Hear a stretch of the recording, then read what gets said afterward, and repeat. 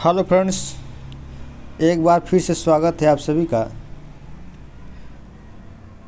Online exam study channel पर। आज के सेशन में एनसीईआरटी कक्षा 7 भूगोल हमारा पर्यावरण के कुल 10 अध्यायों का एमसीक्यू कराया जाएगा, जो बिहार शिक्षक भर्ती जूनियर की परीक्षा के दृष्टि से बहुत ही महत्वपूर्ण होगा। तो आइए आज चलते हैं एनसीईआरटी कक्षा 7 के भूगोल हमारे पर्यावरण अध्याय 1, जिसका नाम है पर्यावरण। प्रश्न: पृथ्वी की कठोर ऊपरी परत, जिसे ठोस परपट्टी भी कहते हैं, क्या कहलाती है? जलमंडल, स्थलमंडल, जैवमंडल या समताप मंडल? तो पृथ्वी की जो ऊपरी परत होती है ठोस रूप में, उसे हम स्थलमंडल के नाम से जानते हैं। और यह स्थलमंडल मेंटल के ठीक ऊपर वाले भाग को कहते हैं, और इसकी जो मोटाई होती है वह 10 से लेकर के 200 किलोमीटर तक होती है। और इस स्थलमंडल को रासायनिक दृष्टि से पुनः 2 भागों में डिवाइड कर दिया जाता है। एक ऊपरी क्रस्ट होता है और एक निचला क्रस्ट होता है। और इन दोनों क्रस्ट के बीच में मैं यहाँ लिख दे रहा हूँ, ये क्रस्ट, ये अपर क्रस्ट, ये लोअर क्रस्ट, इन दोनों के बीच में एक डिसकंटिन्यूटी पाई जाती है। इसको किस नाम से जाना जाता है? तो इसे कोनोराड असंबद्धता के नाम से जाना जाता है। चलिए आगे बढ़ते हैं। वस्तु विनिमय पद्धति का क्या अर्थ है? अदला बदली का व्यापार, वस्तुओं का आयात, वस्तुओं का निर्यात, वस्तुओं का निर्माण। तो वस्तु विनिमय पद्धति का जो अर्थ होता है उसे अदला बदली का व्यापार कहते हैं। तो इसका राइट आंसर हो जाएगा अदला बदली का व्यापार। आगे बढ़ते हैं। पर्यावरण के कितने घटक होते हैं? 2, 4, 3, 5। तो पर्यावरण के जो घटक होते हैं वो 2 घटक होते हैं। एक को जैविक घटक और दूसरे को अजैविक घटक कहते हैं, या उसी को भौतिक और अभौतिक घटक के नाम से जानते हैं। इसके अलावा एक और घटक हो सकते हैं जिन्हें सौरिक ऊर्जा भी कहा जाता है। तो इस आधार पर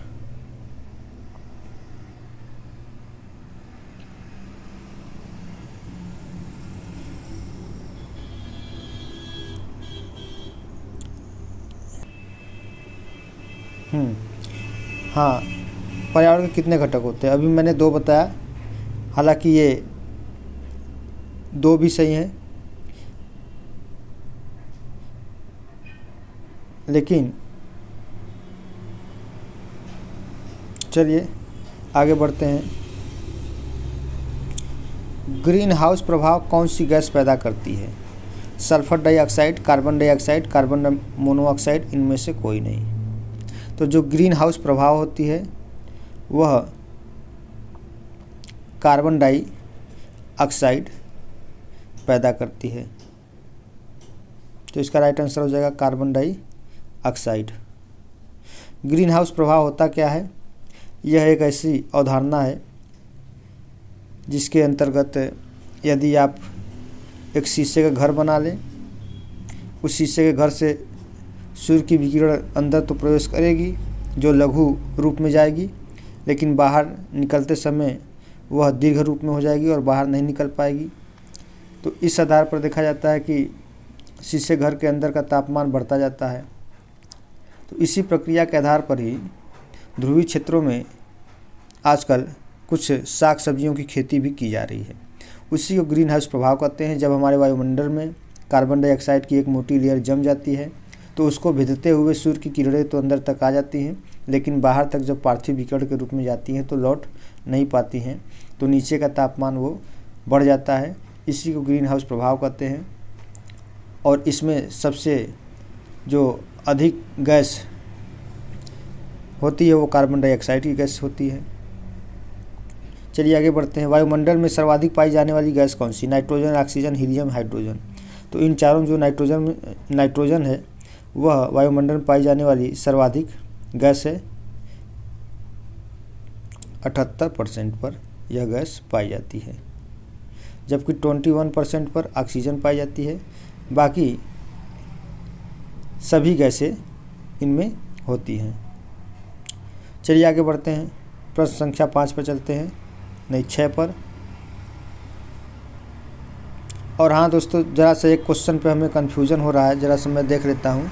क्वेश्चन नंबर 3, हाँ यही, पर्यावरण के कितने घटक होते हैं? तो पर्यावरण के घटक पूछ रहा है 2, 3, 4, 5। तो मैंने 2 बताया था। हालांकि यहाँ पे पर्यावरण की बात की जा रही है तो मैंने वो पारिस्थितिकी या पारिस्थितिकी तंत्र के घटक के बारे में बता दिया था। तो यहाँ पर भौगोलिक दृष्टि से जो पर्यावरण के घटक होंगे वे 4 प्रकार के होंगे। इन्हें हम स्थलमंडल, जलमंडल, वायुमंडल और जीवमंडल के नाम से जानते हैं। तो इसका राइट आंसर 4 ही होगा। आप लोग इसमें सुधार करके 4 कर लीजिएगा। चलिए प्रश्न संख्या 6 पर चलते हैं। निम्न कथनों पर विचार करें। परितंत्र एक ऐसा तंत्र है जो सभी जीवित प्राणियों के एक दूसरे के साथ और पर्यावरण के भौतिक और रासायनिक कारकों के परस्पर अंतःक्रिया द्वारा बनी है। जल के क्षेत्र को जलमंडल कहा जाता है। तो इसका पहला देखिए, परितंत्र एक ऐसा तंत्र है जो सभी जीवित प्राणियों के एक दूसरे के साथ और पर्यावरण के भौतिक और रासायनिक कारकों के परस्पर अंतःक्रिया द्वारा बनी है। ये बिल्कुल सही है। जल के क्षेत्र को जलमंडल कहा जाता है, ये भी बिल्कुल सही है। तो 1 और 2 दोनों सही हो जाएगा। आइए प्रश्न संख्या 7 पर चलते हैं। निम्न कथनों पर विचार करना है। वायुमंडल पृथ्वी के चारों ओर फैली वायु की पतली परत है। पृथ्वी का परिक्रमण अपने चारों ओर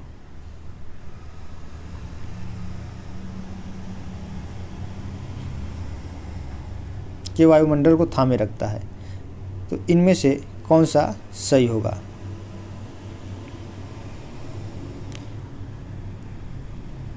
तो इसका जो सही आंसर हो जाएगा वो हो जाएगा आपका 1 और 2। अच्छा, तीसरा भी है इसमें कई प्रकार की गैसें, धूलकण और जलवाष्प उपस्थित रहते हैं। तो अब इन तीनों में देखिए कौन सा सही है। पहला है वायुमंडल पृथ्वी के चारों ओर फैली वायु पतली परत होती है। पृथ्वी का परिक्रमण अपने चारों ओर के वायुमंडल को थामे रखता है। बिल्कुल, ये थामे इसलिए नहीं रखता है कि वह परिक्रमण करता है, बल्कि पृथ्वी में एक गुरुत्वाकर्षण शक्ति होती है जिसके वजह से वायुमंडल इसके साथ संबद्ध रहता है। तो ये वाला ऑप्शन गलत हो गया। तो 1 और 3 सही हो जाएगा। तो इसका राइट आंसर हो जाएगा 1 और 3। 1 और 3। आइए अब अध्याय 2 पर चलते हैं। हमारी पृथ्वी के अंदर पृथ्वी की त्रिज्या कितनी है? तो पृथ्वी की जो त्रिज्या है वो 6371 किलोमीटर है। कहीं कहीं पर आपको 6370 किलोमीटर भी देखने को मिल जाएगी। मान लेते हैं कि यह पृथ्वी का एक काट हो गया। इसी काट को जो कि त्रिज्या के नाम जानते हैं। तो इसमें क्रस्ट, मेंटल और कोर 3 भाग होते हैं। चलिए आगे चलते हैं। पृथ्वी की सबसे आंतरिक परत को क्या कहा जाता है? पर्पटी, मेंटल, कोर या इनमें से कोई नहीं? तो पृथ्वी की सबसे आंतरिक परत को ही कोर के नाम से जाना जाता है। तो इसका राइट आंसर कोर हो जाएगा। क्रोड मुख्य रूप से किनका बना होता है? सिलिका और एल्यूमिना का, सिलिका और मैग्नीशियम का, लोहा और निकेल का, इनमें से सभी। तो जो क्रोड होता है जिसे हम नीफे के नाम से भी जानते हैं, तो यह लोहा और निकेल का बना होता है। तो इसका राइट आंसर हो जाएगा लोहा और निकेल हो जाएगा। जब द्रवित मैग्मा ठंडा होकर ठोस हो जाता है तब इस प्रकार के बने चट्टान क्या कहलाते हैं? कांतरी चट्टान, अवसादी चट्टान, आग्नेय चट्टान, जीवाश्मयुक्त चट्टान। तो जब द्रवित मैग्मा ठंडा होकर ठोस हो जाता है तब इस प्रकार बने चट्टान को आग्नेय चट्टान के नाम से जानते हैं। तो इसका राइट आंसर क्या हो जाएगा? आग्नेय चट्टान हो जाएगा। निम्न कथनों पर विचार करना है। पृथ्वी की सतह की आंतरिक परत क्रोड है। आंतरिक परत क्रोड है। यह मुख्य रूप से निकेल और लोहे से बना हुआ है। इसे नीफे कहा जाता है। केंद्रीय क्रोड का तापमान और दबाव काफ़ी उच्च होता है। तो इसका जो राइट आंसर हो जाएगा, केंद्रीय क्रोड का तापमान और दबाव काफ़ी उच्च होता है। अब इनमें से पहचान करना है कौन सा सही है। 1 और 2 सही है, 1 और 2 और 3 सही है, 1 और 3 सही है, उपयुक्त सभी सही है। तो पृथ्वी की सतह का आंतरिक परत जो है उसे क्रोड के नाम से जानते हैं। यह मुख्य रूप से निकिल और लोहे से बना होता है, इसलिए इसे नीफे कहा जाता है। केंद्रीय क्रोड का तापमान और दबाव काफ़ी उच्च होता है।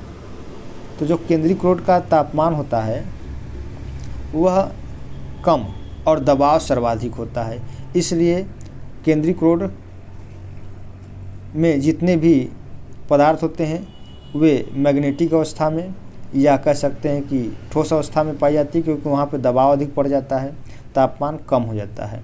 तो यहाँ पर तापमान भी दिया है, तो इस आधार पर ये वाला गलत हो जाएगा, तो 1 और 2 सही हो जाएगा। निम्न कथनों पर विचार करें। आग्नेय शैलों को प्राथमिक शैल कहा जाता है, ये बिल्कुल सही है।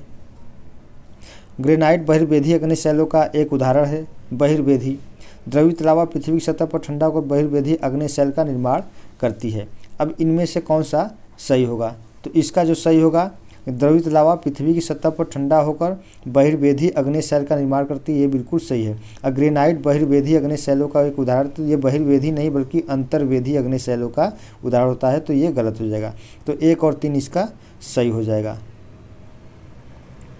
राइट आंसर हो जाएगा 1 और 3। आइए आगे चलते हैं।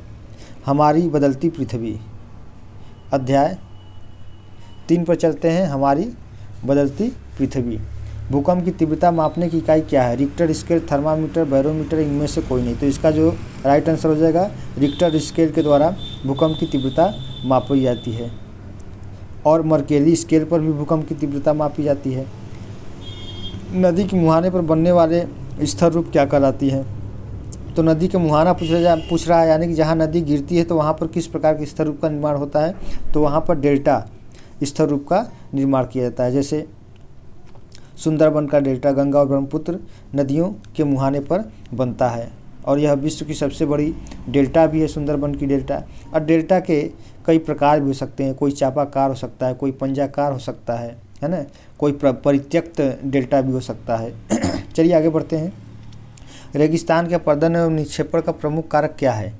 पवन, बहता हुआ जल, हिमनद, इनमें से कोई नहीं। तो रेगिस्तान के अपरदन एवं निक्षेपण का प्रमुख कारक क्या है? पवन है। पवन रेगिस्तानों में बहुत ज़्यादा सक्रिय रूप से भूमिका निभाते हैं, इसलिए इसका राइट आंसर पवन हो जाएगा। वह स्थान जहाँ भूकंप उत्पन्न होता है उसे क्या कहते हैं? उद्गम केंद्र, अधिक केंद्र, भूकंप केंद्र, या इनमें से कोई नहीं। तो वह स्थान जहाँ पर भूकंप उत्पन्न होता है उसे हम भूकंप का केंद्र कहते हैं, और भूकंप वह स्थान जहाँ भूकंप उत्पन्न होता है उसे हम भूकंप का केंद्र, या उसी को हम जो है कि उद्गम केंद्र के नाम से जानते हैं। तो यानी कि 2 चीज़ें होती हैं, एक जहाँ पे भूकंप उत्पन्न होता है और एक जहाँ पर सर्वप्रथम भूकंप की तरंगों का अनुभव होता है ना। तो इसे फोकस और एपीसेंटर के नाम से जाना जाता है। तो इसका राइट आंसर हो जाएगा उद्गम केंद्र। सबसे ऊंचा जलप्रपात कहाँ पर स्थित है? तो एंजल जलप्रपात, विक्टोरिया जलप्रपात, नियाग्रा फॉल्स, या इनमें से कोई नहीं। तो इसका जो राइट आंसर हो जाएगा वो हो जाएगा वेनेजुएला का एंजल जलप्रपात। यह विश्व का सबसे ऊंचा जलप्रपात है। आगे बढ़ते हैं। निम्न कथनों पर विचार करिए। स्थलमंडलीय प्लेटों की गति कारण पृथ्वी की सतह पर परिवर्तन होता है। स्थलमंडलीय प्लेटों की गति कारण पृथ्वी की सतह पर परिवर्तन होता है। जो बल पृथ्वी के आंतरिक भाग में कार्य करते हैं उन्हें बहिर्जनित बल कहा जाता है। जो पृथ्वी के आंतरिक भाग में कार्य करते हैं उन्हें बहिर्जनित बल कहा जाता है। तो ये तो सीधा गलत हो गया। जो बल पृथ्वी के आंतरिक भाग में कार्य करते हैं उन्हें अंतर्जनित बल कहा जाता है, ये सही है। तो 1 और 3 इसका सही क्या कर रहा है? हाँ, उपयुक्त कथनों में से कौन सा गलत? देखिए यहाँ पे गलत पूछ रहा है, अभी हमसे भी मिस्टेक हो गया, गलत है। तो ये इसमें 2 वाला गलत हो जाएगा। निम्न कथनों पर विचार करना है। 7 नंबर क्वेश्चन पर चलते हैं। अधिक केंद्र से कंपन बाहर की ओर तरंगों के रूप में गमन करते हैं। उद्गम केंद्र के निकटतम भाग में सर्वाधिक क्षति होती है ना।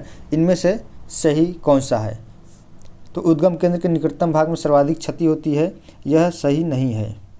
इसको फोकस कहा जाता है। जहाँ उद्गम केंद्र होता है उसे हम फोकस के नाम से जानते हैं। अधिक केंद्र को एपी सेंटर कहते हैं। यहाँ पर एपी सेंटर में भूकंपी तरंगों का अनुभव होता है और फोकस में भूकंपी तरंगों का जनन होता है। चलिए, तो इसका राइट आंसर क्या हो जाएगा? केवल 1 हो जाएगा। अब चलते हैं 8 नंबर पर। निम्न कथनों पर विचार करना है कि भूकंप को मापने के लिए भूकंप रेखी का उपयोग किया जाता है। भूकंप की तीव्रता रिक्टर पैमाने पर मापा जाता है। तो ये भी सही हो जाएगा। भूकंप रेखी का उपयोग किया जाता है, भूकंप की तीव्रता रिक्टर पैमाने पर मापा जाता है। तो इस आधार पर 1 और 3 दोनों सही हो जाएगा, और 1 और 2। निम्न कथनों पर विचार करना है। नियाग्रा जलप्रपात अफ्रीका में जाम्बिया और जिम्बाब्वे के सीमा पर स्थित है। बिल्कुल गलत है, ये वेनेजुएला में है। विक्टोरिया जलप्रपात,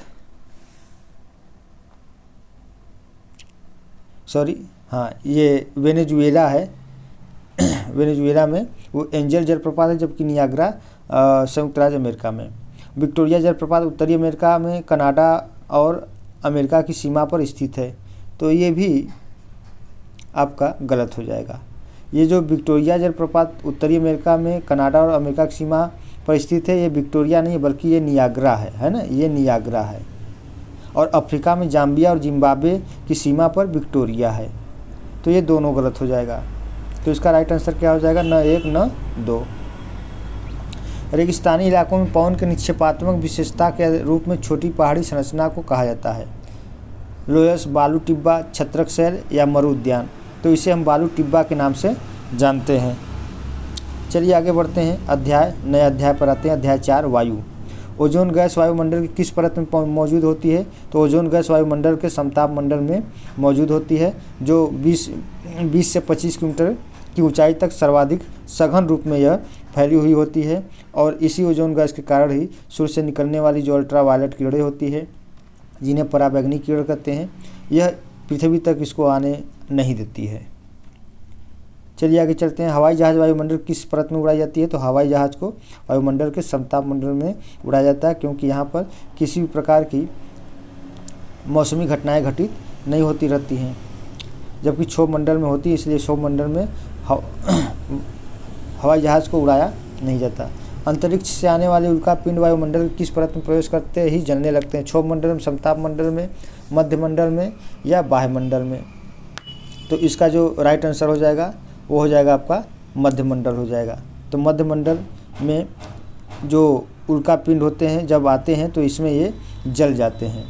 आगे चलते हैं। पृथ्वी के तापमान में वृद्धि को किसके रूप में जाना जाता है?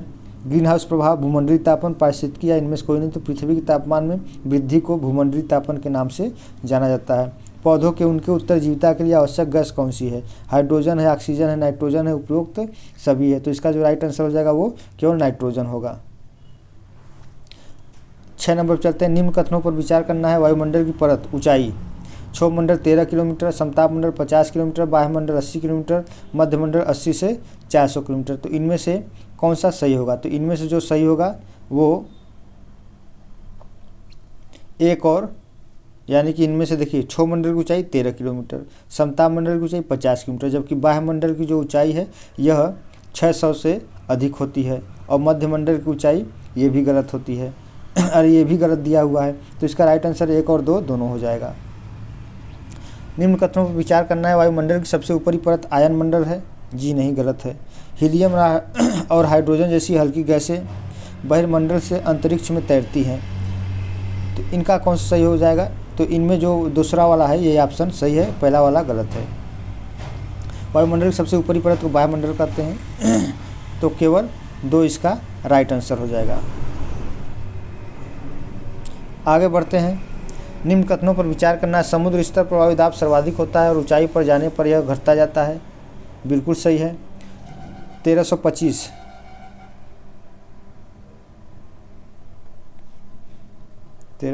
या 1025 मिलीबार।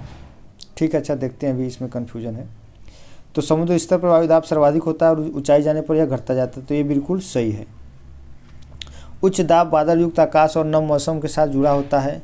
उच्च दाब बादल युक्त आकाश और नम मौसम के साथ जुड़ा होता है। वायुदाब का क्षैतिज वितरण किसी स्थान पर उपस्थित वायु के ताप द्वारा प्रभावित होता है। इनमें से कौन सा सही है? 1 और 2, 2 और 3, 1 और 3। तो 2 पहले से ही इसमें गलत रहेगा, ये 2 गलत है, 1 वाला सही है। और तो इस आधार पर 1 और 3 इसका राइट आंसर हो जाएगा, 1 और 3 हो जाएगा। चलिए अब आगे बढ़ते हैं। अध्याय 5 पर चलते हैं। वह कौन सी प्रक्रिया है जिसके माध्यम से पानी लगातार अपना रूप बदलता रहता है? जल चक्र, बारिश, वर्षा, वायुमंडल चक्र। तो इसका जो राइट आंसर हो जाएगा वो आपका हो जाएगा जल चक्र रहेगा। विश्व जल दिवस कब मनाया जाता है? तो जो विश्व जल दिवस है वो 22 मार्च को मनाया जाता है। 5 जून को पर्यावरण दिवस मनाया जाता है। दिन में 2 बार नियम से महासागरीय जल का उठना और गिरना क्या कहलाता है? ज्वार भाटा, लहर, महासागरीय धारा या इनमें से कोई नहीं। तो इसका जो राइट आंसर हो जाएगा वो ज्वार और भाटा हो जाएगा। ये सवाल आपका पूछा हुआ था पीजीटी झारखंड पीजीटी में ये 2023 में जो एग्ज़ाम हुआ था। आगे बढ़ते हैं। बृहद ज्वार किन दिनों में आते हैं? पूर्णिमा, अमावस्या, पूर्णिमा एवं अमावस्या दोनों दिन, इनमें से कोई नहीं। तो जो बृहद ज्वार आते हैं वो पूर्णिमा और अमावस्या दोनों दिन आते हैं, क्योंकि इस समय पूर्णिमा और अमावस्या के दिन क्या होता है कि सूर्य, पृथ्वी और चंद्रमा तीनों एक सीधी रेखा में होते हैं, जिस कारण से उच्च ज्वार का अनुभव किया जाता है। उसी को हम बृहद ज्वार के नाम से जानते हैं। गर्म महासागरीय धाराएं किसके निकट उत्पन्न होती हैं? ध्रुवों के, भूमध्य रेखा के, कर्क रेखा के या मकर रेखा के। तो इसका जो राइट आंसर हो जाएगा वो हो जाएगा गर्म महासागरीय धाराएं हमेशा भूमध्य रेखा के पास उत्पन्न होती है। इसी को हम संवहनी धारा के नाम से जानते हैं। चलिए आगे चलते हैं। निम्न कथनों पर विचार करना है। 6 नंबर, वह प्रक्रिया जिसके द्वारा जल लगातार अपने स्वरूप को बदलता रहता है और प्रसारित होता रहता है, जल वाष्प कहलाता है। थलशाला छोटे घर के पौधों को रखने का एक कृत्रिम आहत होता है। तो इनमें से कौन सा सही होगा? तो इनका जो राइट आंसर होगा वो थलशाला छोटे घर के पौधों को रखने का एक कृत्रिम अहाता होता है। ये बिल्कुल सही है। वह प्रक्रिया जिसके द्वारा जल लगातार अपने स्वरूप को बदलता रहता है और प्रसारित होता रहता है, जल वाष्प कहलाता है। तो ये गलत है। तो इसका राइट आंसर 2 हो जाएगा। आगे बढ़ते हैं। 7 नंबर पर चलते हैं। निम्न पर विचार करना है। भूकंप, एक ज्वालामुखी उद्गार, जल के नीचे भूस्खलन, उपयुक्त गतियों में से किसका परिणाम सुनामी हो सकता है?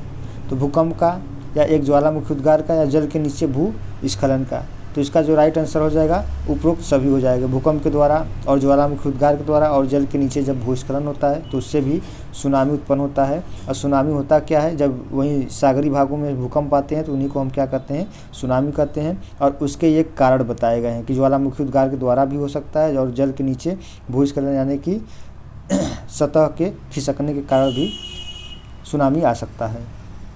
निम्न कथनों पर विचार करना है। 8वां नंबर क्वेश्चन पे। दिन में 2 बार नियम से महासागरीय जल का उठना और गिरना ज्वार भाटा कहलाता है। सूर्य और चंद्रमा के शक्तिशाली गुरुत्वाकर्षण बल के कारण पृथ्वी की सतह पर ज्वार भाटे आते रहते हैं। ये 1 और 2 दोनों सही हो जाएगा। तो राइट ऑप्शन हो जाएगा इसका 1 और 2 दोनों हो जाएगा। निम्न कथनों पर विचार करिए। नौ संचालन, विद्युत उत्पादन, मछली पकड़ना, उपयुक्त में से कौन सा उच्च ज्वार के फायदे हैं? है ना, केवल 1, केवल 2, 1 और 3, उपयुक्त सभी। तो 9वां का जो आंसर हो जाएगा ये नौ संचालन भी हो जाएगा। इसका राइट आंसर हो जाएगा नौ संचालन, विद्युत उत्पादन और मछली पकड़ना। तो उपयुक्त में से कौन सा उच्च ज्वार के फायदे हैं? तो उच्च ज्वार के कारण विद्युत उत्पादन भी होता है, मछली अधिक से अधिक जो है कि तट के किनारे आ जाती हैं और नौ संचालन के लिए एक अनुकूल दशा बन जाती है। तो इसका जो राइट आंसर हो जाएगा वो उपयुक्त सभी हो जाएगा। अध्याय 6 पे चलते हैं। प्राकृतिक वनस्पति एवं वन्य जीव। पहला क्वेश्चन है, शीतोष्ण सदाबहार वन कहाँ पाए जाते हैं? शीतोष्ण की बात की जा रही है दक्षिणी चीन में, दक्षिणी पूर्वी ब्राज़ील में, या दक्षिणी पूर्वी अमेरिका में, या इनमें से सभी। तो शीतोष्ण सदाबहार वन कहाँ पाए जाते हैं? तो जो ये शीतोष्ण सदाबहार वन है वो मध्य अक्षांशीय तटीय क्षेत्रों में पाए जाते हैं। ये आमतौर पर महाद्वीप के पूर्वी किनारों पर ही पाए जाते हैं, जैसे दक्षिण पूर्वी संयुक्त राज्य अमेरिका, दक्षिणी चीन और दक्षिणी पूर्वी ब्राज़ील। इनमें कठोर और मुलायम दोनों प्रकार के लकड़ी भी होते हैं, जैसे ओक हो गया, पाइन हो गया। ये सभी क्या है? ये शीतोष्ण सदाबहार वन के ही वन है। तो इसका जो राइट आंसर हो जाएगा वो हो जाएगा इनमें से सभी।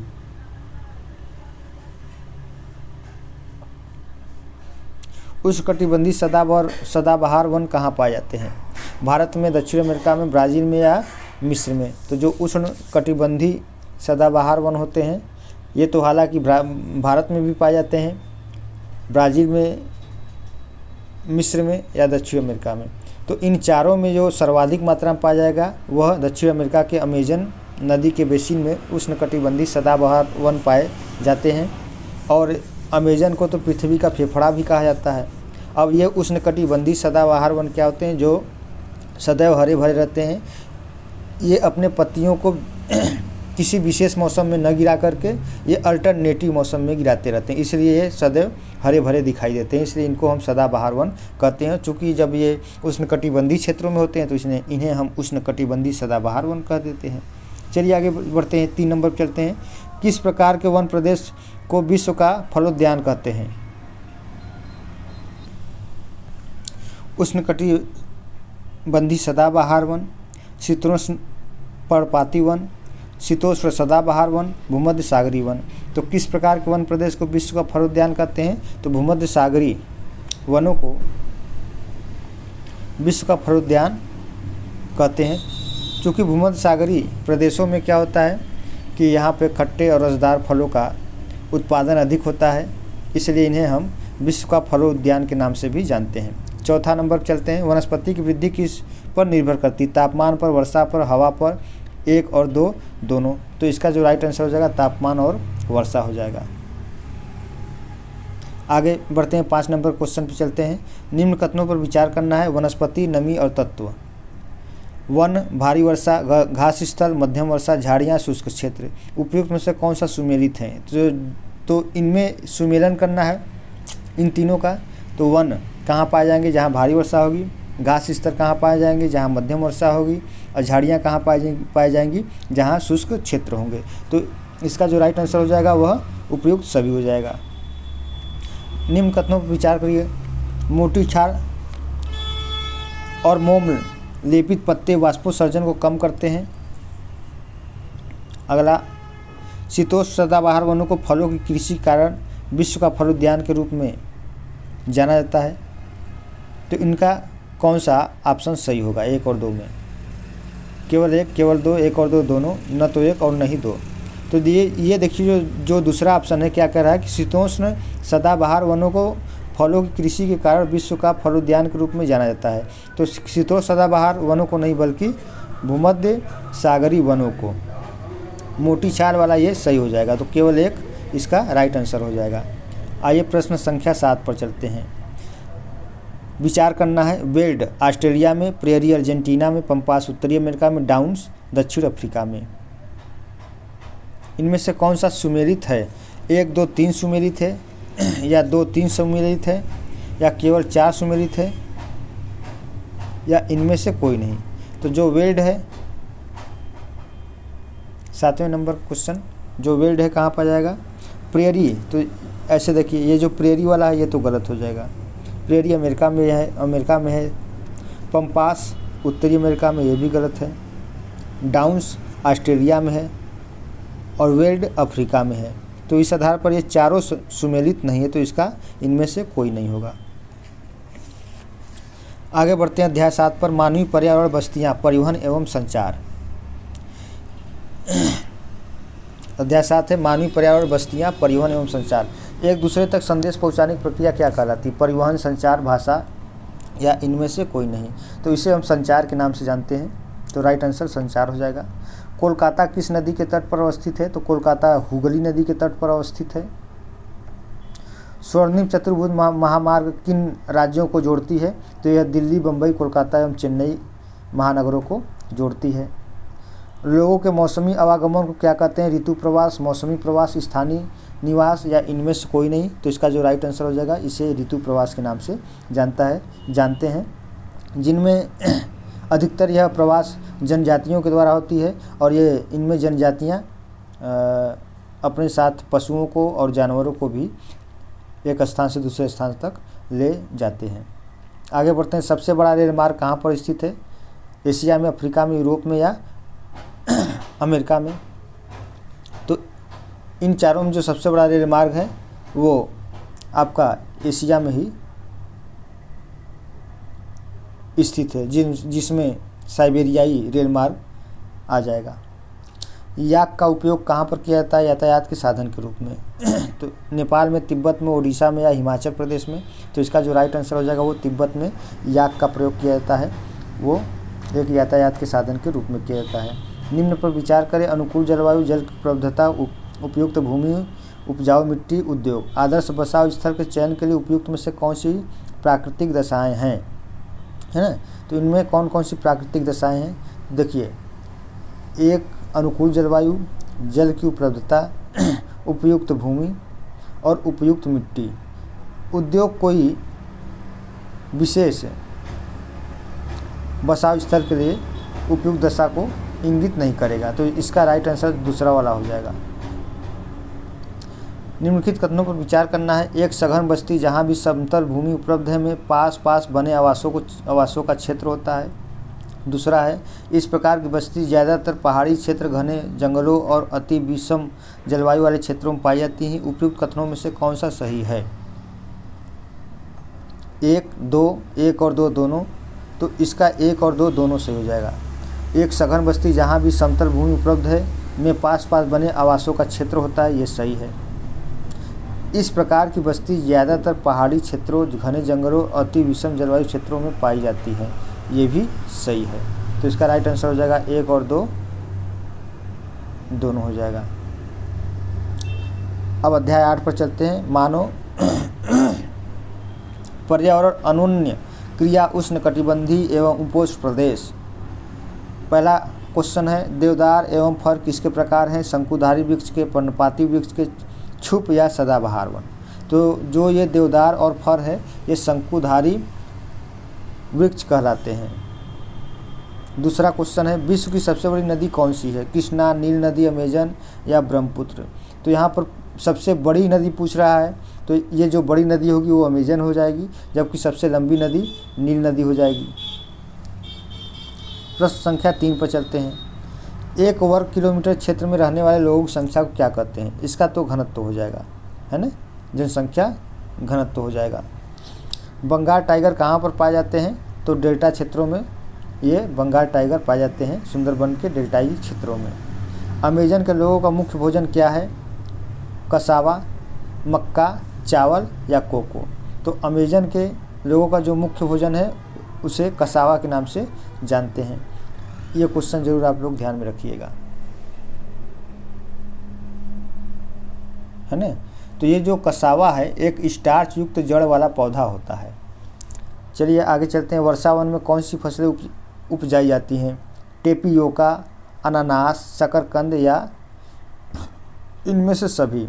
तो वर्षावन अमेजन में ये टेपियोका भी, अनानास भी और शकरकंद भी उगाया जाता है। तो यानी कि उपरोक्त सभी हो जाएगा।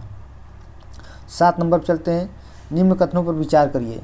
अमेजन नदी समशीतोष्ण क्षेत्र से होकर बहती है। यह पश्चिम में पहाड़ों से निकलकर पूर्व में अटलांटिक महासागर तक पहुंचती है। यह ब्राज़ील के भागों, पेरू के कुछ भागों, बोलीविया, इक्वाडोर, कोलंबिया तथा वेनेजुएला का एक छोटे भाग से अपवाहित होती है। तो इसका राइट आंसर क्या होगा? तो इसका जो राइट आंसर हो जाएगा, पहली बात तो ये देखिए, अमेजन नदी समशीतोष्ण क्षेत्र से होकर बहती है, ये तो गलत हो जाएगा। यह पश्चिम पहाड़ों से निकलकर पूर्व में अटलांटिक महासागर तक जाती है, ये सही है। यह ब्राज़ील के भागों, पेरू के कुछ, ये सभी से यहाँ पर जो दिया हुआ है प्रभावित होती है। तो 2 और 3 इसका राइट आंसर हो जाएगा। अध्याय 9 पर चलते हैं। रेगिस्तान में जीवन। विश्व का सबसे बड़ा रेगिस्तान कौन सा? थार है, सहारा है, गोभी है। गोभी नहीं, इसको गोबी कहते हैं, है ना? यहाँ मिस प्रिंट दे दिया है गोभी, लेकिन ये होगा गोभी। और फिर अगला क्या है ऑप्शन? कच्छ। तो इन चारों में जो सबसे बड़ा रेगिस्तान है, विश्व का सबसे बड़ा रेगिस्तान, यह सहारा रेगिस्तान है, जो अफ्रीका महाद्वीप में या अफ्रीका के उत्तरी और पश्चिमी क्षेत्र में स्थित है। दूसरा नंबर का क्वेश्चन, सहारा रेगिस्तान कितने देशों से घिरा हुआ है? 12, 10, 11, 15, है ना? तो जो सहारा रेगिस्तान है यह कुल 11 देशों से घिरा हुआ है। इन ग्रहों के मैं नाम बता दे रहा हूँ, आप लोग नोट कर लीजिएगा। अल्जीरिया, 1 नंबर अल्जीरिया, दूसरा चाड, तीसरा लीबिया, चौथा माली, अब 5वां मारिटानिया, 6ठा नाइजर, 7वां सूडान, 8वां ट्यूनीशिया, 9वां मिस्र,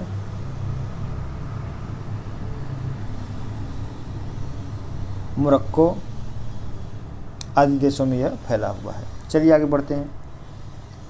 सहारा रेगिस्तान में उगने वाली वनस्पतियां हैं, कैक्टस है, खजूर के पेड़ हैं, एकेसिया सभी हैं ये, है ना। ये मरुस्थलीय वनस्पतियां हैं। लद्दाख को और किस नाम से जाना जाता है? रोहतांग, खापचान, शाहतूश या चापीसोर। तो लद्दाख को खापाचान के नाम से भी जाना जाता है। तो राइट आंसर हो जाएगा इसका खापाचान।